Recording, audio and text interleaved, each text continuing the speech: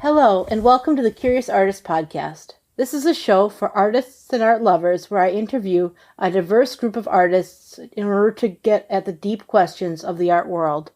In this episode, I interview Srini Rao. He is the host and founder of the Unmistakable Creative Podcast, where he's conducted over 600 interviews with thought leaders and people from all walks of life. He has also written multiple books, including the Wall Street Journal bestseller, The Art of Being Unmistakable. Srini has created, planned, and executed a 60-person conference called the Instigator Experience. He just published the Unmistakable book with Penguin Portfolio. Somewhere along the way, his compass led him in the direction of an economics degree from the University of California, Berkeley, and an MBA from Pepperdine University. Extracting unmistakable stories out of people is his superpower.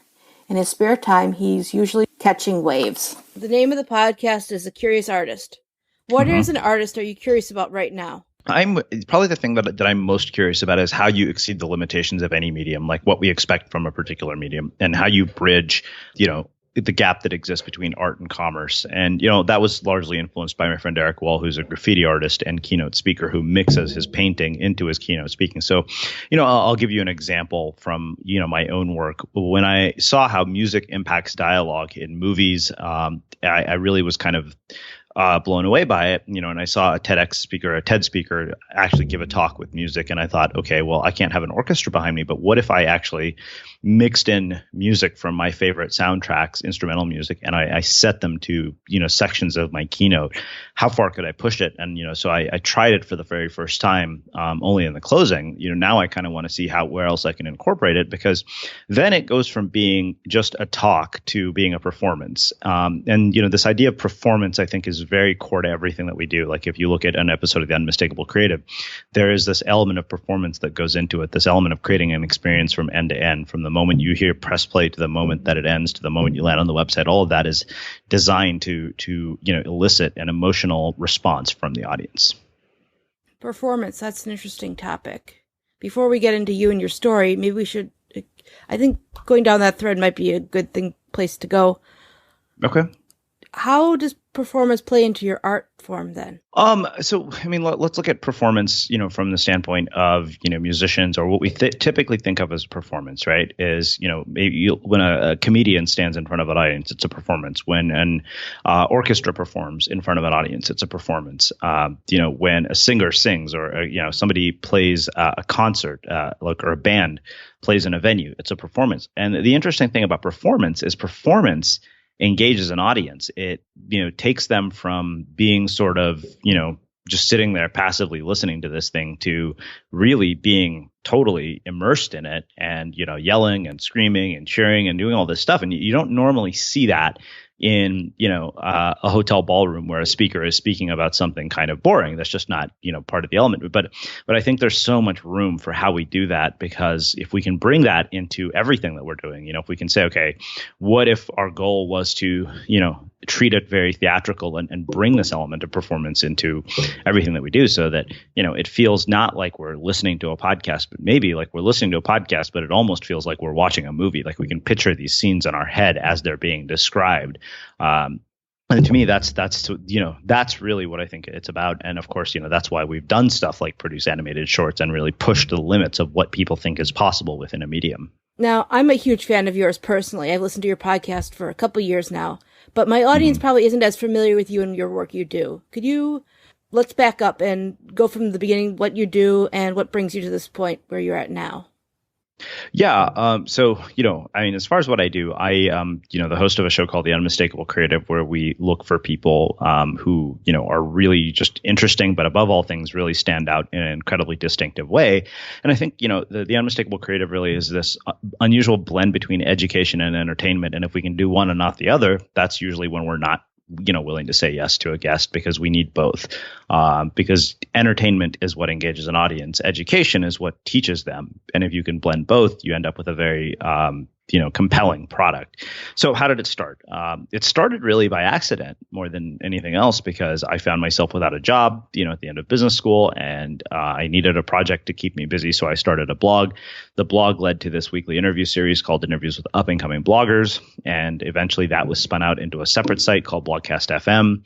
And fast forward, to 700 almost interviews later. And here we are with, the Unmistakable Creative as a brand with, thousands of people who listen, and, all sorts of people from every walk of life imaginable as our guests. Keeping the thread going, you mentioned something about how you've done all of these things and it keeps going over time. Mm-hmm. What's kept you going over time? That's a good question. I think, there's a couple of things that really keep you going.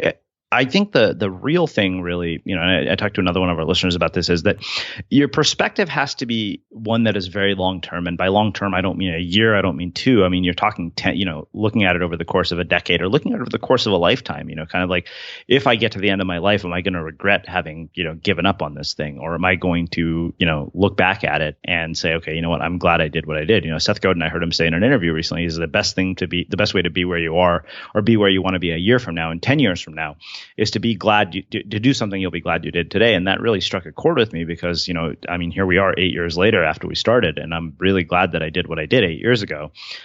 So I think, that's one thing is that sort of perspective of, what will I look back at?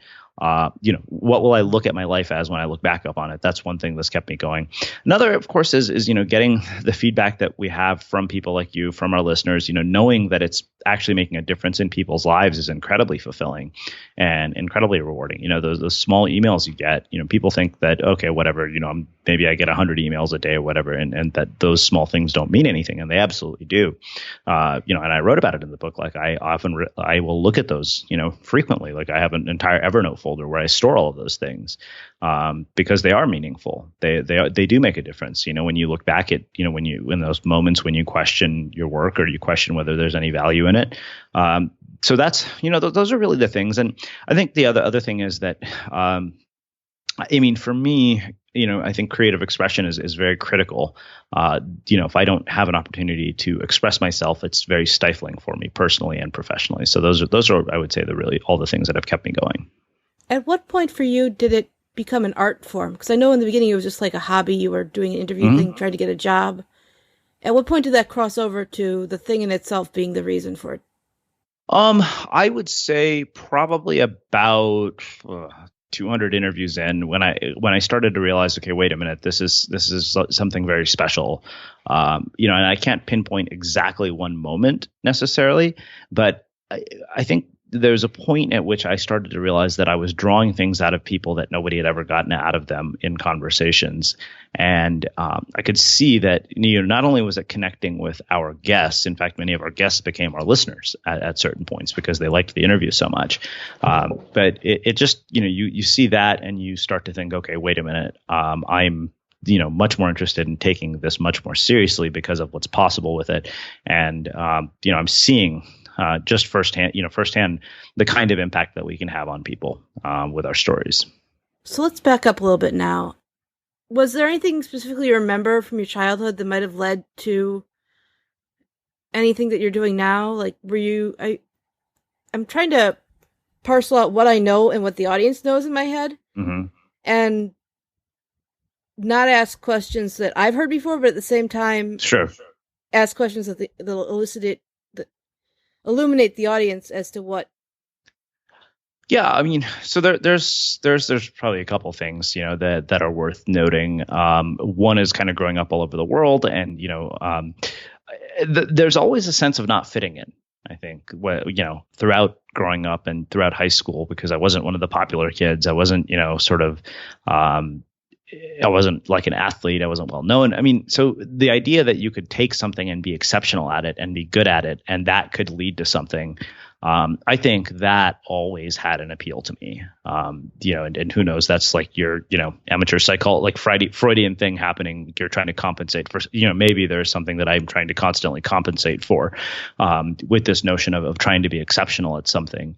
Not that I'm the standard by which anything should be judged, but I think, you push yourself constantly for that reason, because you're drawn to this idea of being rewarded for standing out. The idea that, you no longer are in a situation where you're rewarded for fitting in, but standing out is what rewards you. I think that really resonated with me, because it's very much how a lot of my choices were made. When I chose extracurricular activities in high school, like I was in the band because I knew I could be exceptional at it. That's part of why I chose not to pursue athletics, because I knew I would be really average at it. And the idea of being average at something, and blending into sort of the scene was just never appealing to me. I liked the idea of doing something that stood out. Now we live in a world where you get, rewarded for standing out. And so that's, I think that theme of, being rewarded for standing out, or, wanting to stand out, is something that has been prevalent throughout my life. Standing out, that's interesting, because a lot of kids don't want to stand out when at least our current educational system doesn't really reward that, it seems like, to me. Sure. How can people... Yeah. Go ahead. Sorry. No, go ahead. You're right. It doesn't. I mean, in a lot of cases it doesn't, but I think we're moving more and more to a place where it does, because we have an opportunity to stand out like never before. We haven't had that at any other time in our history. We've never had so much access to tools, to technology, the ability to make things, the ability to share our ideas, the ability to tell our stories, the ability to express ourselves is really at an all-time high. We're probably in the greatest time in history when it comes to opportunities for full self-expression. So, even within the context of our education system, people can stand out. I think, and that's what's really interesting about the time that we live in. So I don't necessarily know that, if you look at it solely through the lens of, curriculum and sort of the routines and the rituals and the schedules, then it doesn't reward people for standing out. But I think at large, we are now, in a society that largely rewards people for standing out more than fitting in. Hmm. So society rewards people for standing out now is, I know, one of the main theses of your book.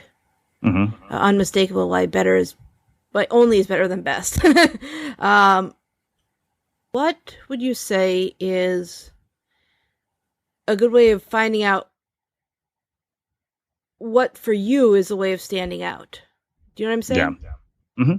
Well, I mean, you mentioned the name of your show is The Curious Artist. So I think really what it comes down to is indulging your curiosity, right? So I haven't done anything that I've done because somebody says that, okay, this is a good idea, and it will lead to all these things. I mean, granted, when Sid Savara sent me an email saying, hey, your interviews are interesting, I was already curious about interviews, and I was already curious about people. Like, the project had already started when he said it. It wasn't like he had to force that upon me. And so I think often what we do is we listen to what other people say. We look to other people to tell us what to do, and we trust that some authority figure, if we do exactly what they say, we will get the result that they've promised.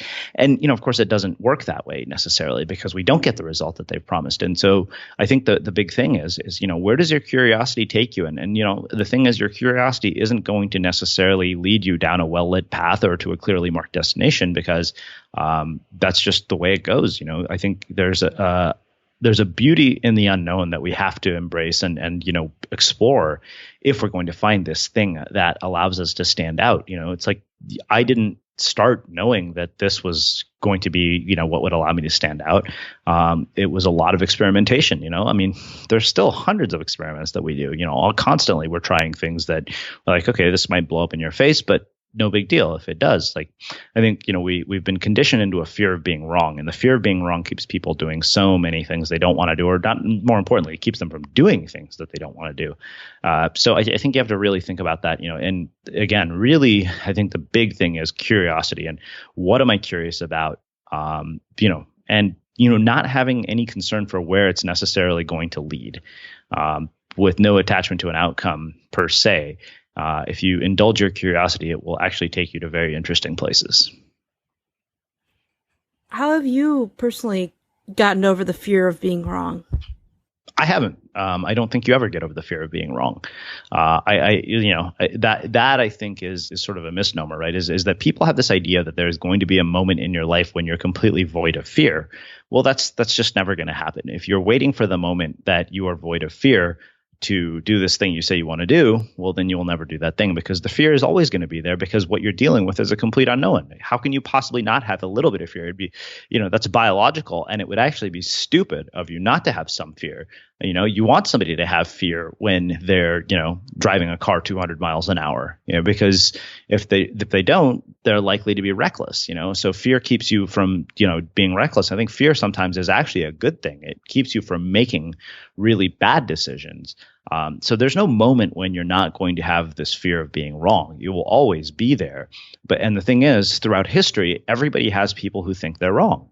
You just go to Amazon and read 1-star reviews of classic literature, and you'll see what I'm talking about. Every book ever written, every movie made, everything. The stuff that we consider sort of iconic creations of our culture, there are people who hate it, like people who absolutely despise it. And there's, for every amazing book, you will find somebody who thinks the book sucks. And you can say the same thing for every piece of music. So the idea that you're going to create something where you absolutely won't be wrong is an illusion. In somebody's eyes, you're always going to be wrong. So there's no getting over the fear of being wrong. It's a decision to do your work anyways. And that's the only way around that I know of. How have you managed to keep doing the work then in the face of the fear? I mean, the reality is you just do it. There's really, you got. Okay, so the one thing maybe I would say is, consider, sort of like visualize two outcomes. What would happen if I don't do this because of the fear, and what would happen if I did it in spite of the fear? And usually, the outcome that results when you do it despite the fear is much more compelling and draws you towards it, right? There's more to be gained from that outcome. And so I think that's really what's helped me. That's the way I always look at it. Thanks. Now, podcasting is one art form for you, and another one is writing, at least from my point of view. But they sort of mesh together at the same time. How have you developed your voice? I think the simple and not so sexy answer is just by writing daily. Everybody knows I write 1,000 words every morning, and most of it isn't very good. But that habit of just getting into the practice of continually writing is very critical. Other things that have influenced the voice, of course, I get to talk to fascinating people every day. So, I've got this diversity of inputs. I think diversity of ideas and inputs is really critical. That helps you develop a voice as well. And then, I'm also a voracious reader, which I also think is a big influence. I find the idea that you could be a writer without being a voracious reader seems absurd to me. I don't know any prolific writer or anybody who's developed a voice or anybody who writes books who isn't themselves a voracious reader. I think Anne Lamott said it well. She said you wouldn't be a writer if reading hadn't enriched your activity enriched your life more than any other activity. So those are sort of three practical things that I would say about it. Write 1,000 words a day, diversify your inputs, and I don't know what the other one was. No, read a lot. Yeah. So those three things. Yeah. Do you want to speak more about the writing 1,000 words a day? For people who aren't familiar with the concept of that you write 1,000 words a day and it's helped you to develop your voice, I'm curious about what made you start and what's kept you going. Okay. What made me start was that I was in a situation where, like, almost overnight, I found myself where I had to write an article a week for a website called Search Engine Journal that I was getting paid for. I was writing articles for a website that one of my mentors had co-founded, and I also was writing a newsletter every week for my for the podcast, and then 2 blog posts a week for my blog, as well as writing on Medium. So you add all of those things together, and the only thing I could think of to do to deal with that much demand on my content production was, okay, I'll just write 1,000 words a day, because I heard that from a podcast guest who had a really popular blog. So I thought, okay, you know what, I'm going to do this every morning, and most of my ideas will come from this time. And I still find that to be true. So, Stephen Kotler said recently, flow follows focus. And so the idea in my mind is you just, shut down everything else. You open up writing software, and you just start moving your hands. And if you can get yourself to go for about 20 minutes, you will tip. into a state of flow, and all the best work will start to come out. Like, and by focus, we mean real focus, like no distractions, no Facebook, no Twitter, no email, like serious focus. This is it. Headphones on, everything turned off. This is the one thing you're doing. And if you can do that, and you can do it for 20 minutes and you can persist through it, you will reach a tipping point in which you find flow on a daily basis. And then you will start to find that you can write more than 1,000 words, and many of your ideas for all this other stuff. That's how I found eventually my ideas for all the content production demands that I had started to surface. And so I thought, okay, this is it. This is a great solution. And that fundamentally changed my life in more ways than I can even, count. How do you manage to block out all the distractions? I think there's actually literally tools. I mean, we can go very tactical with this. I mean, there's a tool called Hey Focus, which, I actually have running right now, which has email blocked, it has TweetDeck blocked, it has Skype, Gmail, or every distracting website blocked. That's one big thing. There's another tool called Freedom. Turn off your phone. That's one. And then, use tools where, some people say use any tool like a word processing thing in full screen mode. I mean, we really have to get to the point of single tasking. You can't be trying to do multiple things at once, so it's about turning things off. I think Brian Tracy said it best in a seminar that I heard: for success in life, turn things off. And most of us don't. We turn things on, and we're constantly being pinged and notified by every fucking thing in our environment. So that's true. I've found that personally that I'm wanting to go back to a time before the smartphone. I bought a dumb phone for days when I don't need to have my smartphone with me. It helps to go out in the world, but it's also really scary at the same time, which is ironic because you're just, this is how people were for forever before the smartphone came out, but not having it causes a fear in me that's irrational. But yeah, you mentioned that you have a mentor. I know you've had a series of mentors over the time, and I also have a business partner right now called Brian.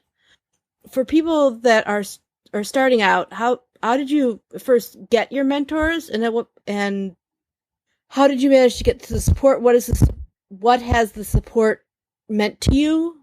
Mm-hmm. Okay. In terms of how to get mentors, this is a question that comes up frequently, and I see it, with a lot of people.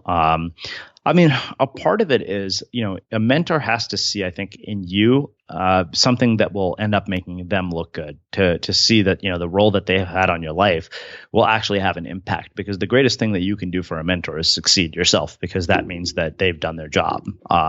Whereas, a lot of people, don't want to do work. They want somebody to show up and help, before they've done the work. So most of my mentors didn't show up until about 3 or 4 years into this project. Greg Hartle, I interviewed back when he started $10 on a laptop. And, I was, when I think it was 6 weeks into the project, and, his goal was 500 people one-on-one. I was probably in the last batch of those 500 people, probably in, for all I know, between 490 and 500.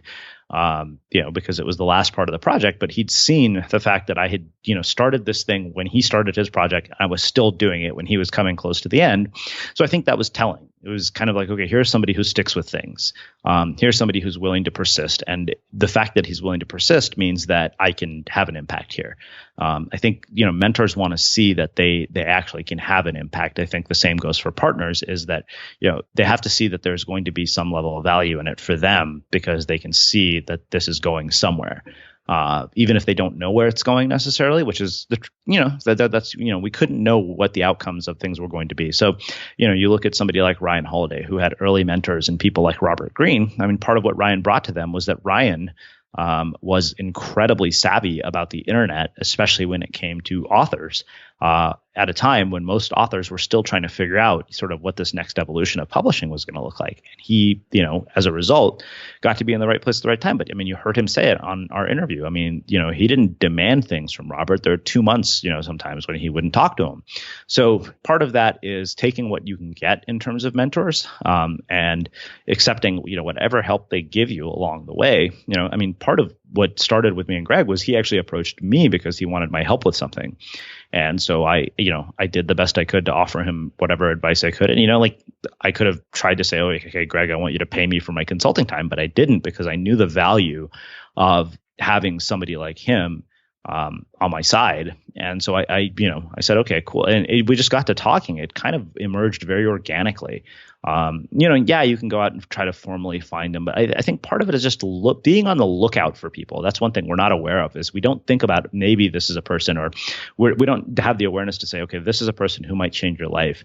And then as far as Brian goes, we met surfing, which is a big part of my life. And so we were in a situation where I needed help, and he was the one I had to turn to. And so again, that emerged organically, but he also saw that I had stuck with something for a very long time, and he knew that if he came in, he could actually help carry it to the next level.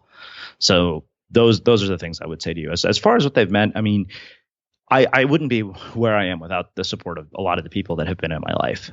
They've played a big role in a lot of these things. They've allowed me to have more clarity that I couldn't have gotten any other way.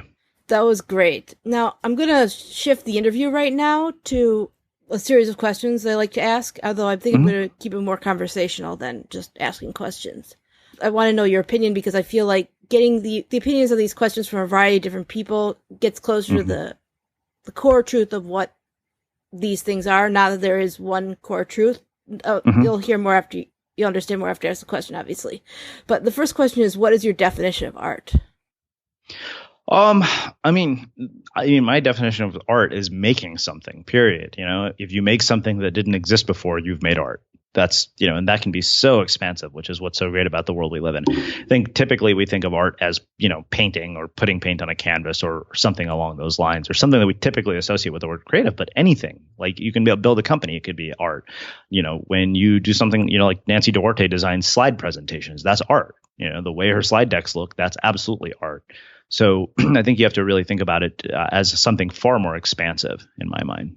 Yeah, that is a good definition. But I'm looking more like, what are the limits then to art? Because that's not, then everything would be art. Then, like, I don't know. I don't see any limits with it. I don't have limits in my mind as to what could be art. So yeah, I actually don't have limits. Maybe that's probably different than what you've heard, but I don't have a clearly defined limit for it. I hear that, and what I'm just trying to push the definition further than just making something. You know what I'm saying? Well, that's my definition. I mean, maybe other people have different definitions, but that's how I define it. Yeah, I'm just finding a lot of people have a similar definition. Maybe my definition is too narrow right now. So then, keeping that in mind, what is an artist? I mean, if we say that, in my mind, if I say art is, the act of making something, then, an artist is anybody who makes things. You could build companies and be an artist. You could paint things and be an artist. You yourself make jewelry and you're an artist. People who take photographs are artists. So, we can't say that an artist is any one thing. There's no sort of saying, okay, an artist is this. It's such a wide spectrum of things that could make somebody an artist. And what role do you think, then, in society today that art plays? Well, I mean, I think the role that art plays in society is that it makes us think, it makes us question, it makes us reflect, it makes us look for deeper meaning and significance. I think that really, art is one of those things that, forces spirituality on us, and it really causes us to reflect on what matters and what's important. That's I think the role that art plays, really the biggest thing that it does is it makes us think. What kind of art makes you think the most? I mean, for me, it's books and movies probably are the two primary ones. That's what I would say, because those two things have, influenced me more than anything else that I have done. Are books and movies. And, the books are endless to list. Like, if you saw my bookshelf, it's just an endless stack of them. Movies, same thing. If you read hundreds of movies and read hundreds of books and watch hundreds of movies, it's hard to even list. But those two forms of art, for some reason, and music has been the other one. Those three forms of art have been the ones that have impacted me personally the most. What are some books that inspire you artistically then? The War of Art by Stephen Pressfield is one of them. The TV show Friday Night Lights is a big one that's played a big role. Like, I love that show. I love everything about it. Son of a Woman with Al Pacino is another one. So those are a few off the top of my head. So how do you stay? I think we sort of answered this question that I have, but I'm going to ask it anyway because we might get a little bit more out of it. But how do you stay artistically productive with everything you have going on? I think, part of it is building time in for renewal and building in downtime. That's a big one. And I'm realizing right now, probably more than ever the importance of that because, I've had like a very prolific sort of 6 to 8 months. And so for the first time, I'm kind of feeling, a little burned out.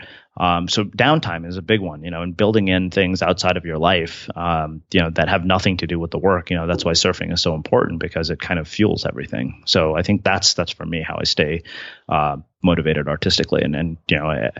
Also, yeah. I mean, those are the big ones, I would say.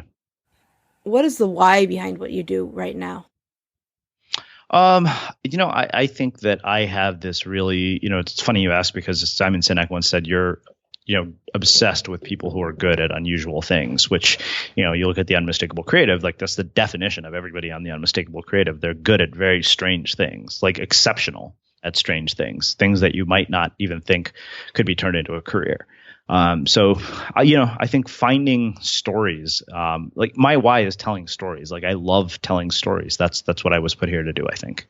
Your why is to tell stories, you think? That's interesting. What are some stories that you are interested in telling right now? Well, I mean, if you look at Unmistakable Creative, I think what we're doing is we're telling stories of people who've taken their lives and, telling the stories of how the fullest expressions of who they are have transformed their careers in ways they couldn't have possibly imagined and allowed them to make contributions to the world that they couldn't have imagined necessarily making because they're fully self-expressed. And I think that's a really beautiful thing. Are there any specific guests you think there'll be in podcasts you think would be good to listen to for people that are just starting out with the Unmistakable Creative? Because there's so many. Yeah, that's a hard question, but Donald Miller is one. I'm trying to think who we had. Philip McKernan, of course, I think is really a perfect introduction to the material that we create because he's just so poetic and inspiring. You can't help but listen to him, and it's one of those people that you could listen to the interview 2 or 3 times and still find it valuable. Greg Hartle, of course, like the pieces that we've done with him have been phenomenal. So yeah, those are the 3 that come to mind.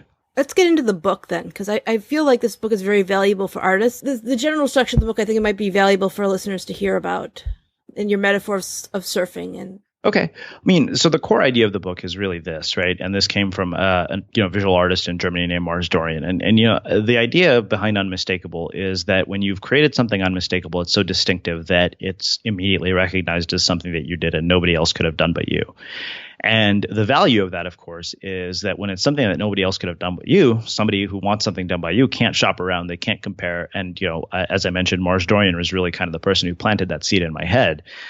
So we really took that idea and we did a deep dive into how do you find what it is that makes you unmistakable? How do you arrive at this place of unmistakable? And, so first, it's organized in surf metaphors because I'm an avid surfer. So the first chapter is called The Paddle Out, and the paddle out is really the big first step in surfing where, you get in the water. You lie on your board and you paddle out. And so, often it's, fear and trepidation that keep people from doing that thing or getting in the water. So it's very much like entrepreneurship because you're going into an unknown environment and, trying things that you've never tried before. And, so much of what happens, you can't tell by standing on shore. You can only experience it by being in the environment. So the second chapter is called The Lineup. And, the lineup is a representation of competition because, if you go to any surf spot where, there are people who have skills and the waves are good, well, opportunity breeds competition. And in a world where the ability to create and share things has been completely democratized, the competition is stronger than it's ever been, which means you really have to bring it if you're going to stand out in a lineup. You have to have, something distinctive, something unique. And then that takes us into the idea of drop, which is really a metaphor for commitment because you really have to be committed. And commitment, I think, is it's a nice buzzword, but I don't think we really think about what is involved in commitment. Commitment means a long-term view and, putting in hours and hours into whatever it is that you're doing. Not even hours, but years. To get to the point, which takes us into the ride, which is all about mastery, right? So if you look at people who master their craft, I mean, they've spent a lifetime doing it.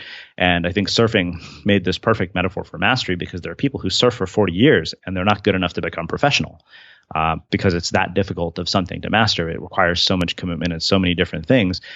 And so that, takes us into sort of the stoke, which is this idea that, the biggest thing that comes from all of this is how you feel after you're done.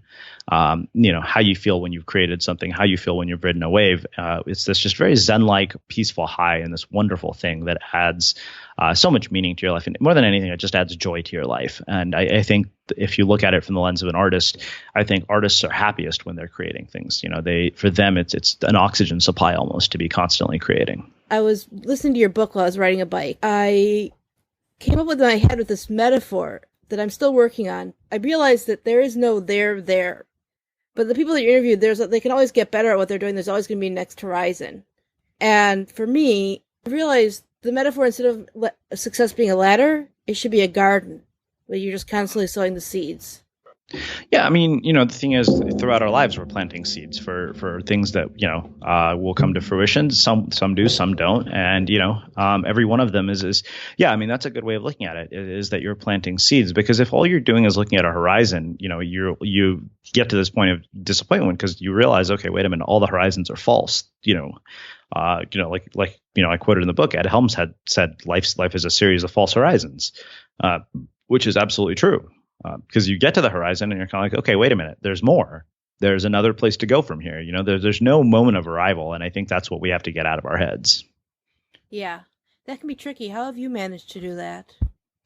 Well, I think part of it is that the highs and lows aren't what they were before. I kind of know that, okay, everything is fleeting. So, I think right now it's like, oh, I'm in the spotlight. Everybody's, interested in what I'm doing. I'm on every podcast. I have media appearances. I'm appearing on websites.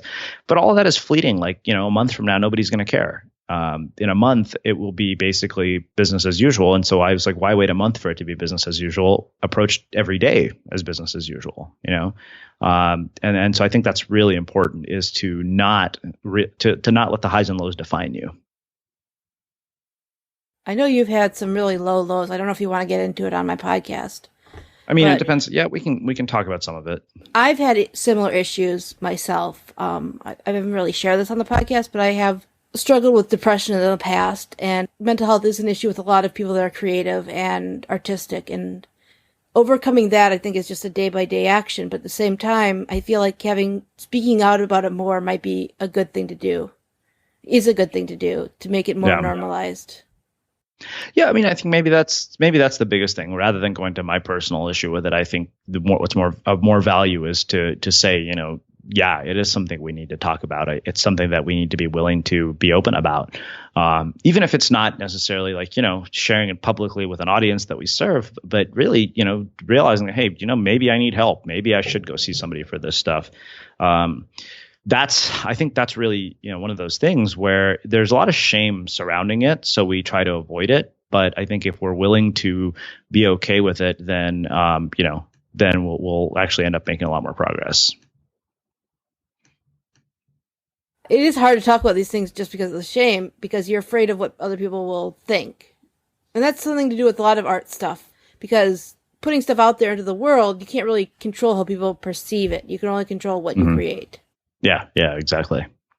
Okay, I'm going to shift the conversation a little bit now because I just had a new thought about building an audience and the role of the audience in what you do and what you create. Because you can't create for the audience, but at the same time, if you don't have an audience, it's hard to keep going. Mm-hmm. You're creating something and somebody's going to view it. So I just want to talk to that paradox there. So the real thing is that you're right. You can't create for an audience, but you also have to be mindful of the fact that they're there. So it's this very interesting balance. I think the real answer to your question is that your work can't be about being validated from other people. It just can't. If all your work is driven by this need for validation, then it's a bottomless pit. There's no way that you're going to fulfill whatever it is or heal that hole in your heart or whatever it is by having the validation of an audience. That's just never going to happen. So yes, it's important. You want to be mindful of the fact that you want your work to mean something to people. You hope it adds value to their lives, but you also have to realize that you have no control over how they respond or what happens in their lives as a byproduct of your work. Yeah, I recently got a job, but it's like a dream job, which I found a Facebook post a year ago saying how I was not going to get a job and pursue my art. Now I'm realizing that a lot of that's a false dichotomy. The working for the man, or not even working for the man, but like you can be creative and earn money at the same time. Yeah. Yeah. I think that, we've done a huge disservice to the world by saying, quit your job, change the world. Like that's the only way, because what has happened is people who, aren't able to do that feel incredibly dissatisfied when they shouldn't. I don't necessarily know that that's a good thing. I think, it's okay that people do what they have to. And if they're, it takes a lot of the pressure off, actually. Yeah, I'm finding myself more free artistically now that I have a source of income. I can think bigger than what do I need to create to make money that wasn't making money, but what do I want to create? Yeah, for sure. So what are some blogs that you read? I actually don't read a lot of blogs. I read Seth Godin's blog, and then I read Medium, and that's about it. And every now and then things show up my newsfeed that I'll click on. But yeah, that's about it. I read more books than I do blogs. So what are some? I use the word artist resources that you would recommend, but writers resources. I mentioned the War of Art earlier. Anything that Cheryl Strayed has written. She wrote a beautiful book called Tiny Beautiful Things. And then, other things like comic books. I think you really have to diversify by, what you're reading. Memoirs are fantastic. I think, good memoirs can really improve your voice as a writer. If I'm starting to read memoirs, because I haven't read too many, which are some good ones to start out with? My favorite one that I read recently is by Phil Knight, the founder of Nike, and it's called Shoe Dog. I think it's fantastically written. Nice. What's so good about it? It's beautifully written. The language is amazing, and it's you get to see this really inspiring story of a guy who started selling shoes out of the trunk of his car and turned it into a global brand. That's amazing. You see what really goes into something. Yeah. Well, I think we've covered a lot of things today in this talk. Is there anything else you want to talk about before I ask my final questions? No. I think we've covered quite a bit of ground. Yeah. So my last question is, where can people find you online, and what can they do to support you? They can find me at unmistakablecreative.com. And at the moment, the best thing they can do to support me is to buy Unmistakable. Why only is better than best. Thank you. Yeah, my pleasure. Thank you for listening to this episode. If you would like to support the Curious Artist Show, please share it with a friend or someone you think would enjoy it. Thanks again. Have a nice day.